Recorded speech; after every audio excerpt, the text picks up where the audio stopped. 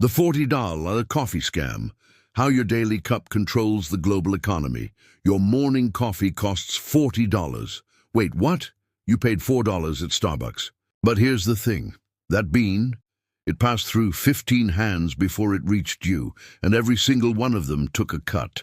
Coffee is the second most traded commodity on Earth, right behind oil. And just like oil, a few powerful players control everything. So who's really making money from your daily cup? And why does a farmer in Ethiopia earn pennies while you pay $5 for a latte? Let's follow the money. Coffee was discovered in Ethiopia over 1,000 years ago. A goat herder noticed his goats acting crazy after eating red berries. Those berries, coffee cherries, and inside them, the beans that would change the world. By the 1600s, European powers realized coffee was profitable, really profitable, so they planted it everywhere they colonized. Brazil, Vietnam, Colombia. Fast forward to today, 25 million farmers grow coffee worldwide. Most of them live on less than $2 a day. But global coffee sales, over $400 billion a year. So where's all that money going? Here's how the scam works. A farmer in Colombia picks coffee cherries by hand. Backbreaking work, 12 hours a day. He sells 1 kilogram of coffee beans for about $2, maybe less. That kilogram goes to a middleman. Who sells it to an exporter? Who sells it to an international trader? Each one marks up the price. By the time it reaches a roaster in the US, that same kilogram costs $15.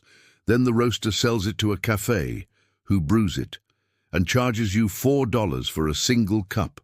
From that $4, the farmer who grew the beans gets about 3 cents. 3 cents. Meanwhile, 4 companies control over 50% of the global coffee trade. Nestlé, JDE Peet's, Starbucks, Lavazza. They set the prices. They control the supply chains. And farmers have no choice but to accept whatever they're offered. And when coffee prices crash on the global market, the farmer loses everything, but the corporations, they keep their profits. So what's being done about it? Some farmers are fighting back. They're forming cooperatives, cutting out the middlemen, selling directly to buyers. Fair trade and direct trade movements are helping. But they only account for about 5% of global coffee. The truth is, the system is designed to keep farmers poor, because cheap coffee means bigger profits for everyone else. But here's where it gets interesting. Climate change is destroying coffee farms.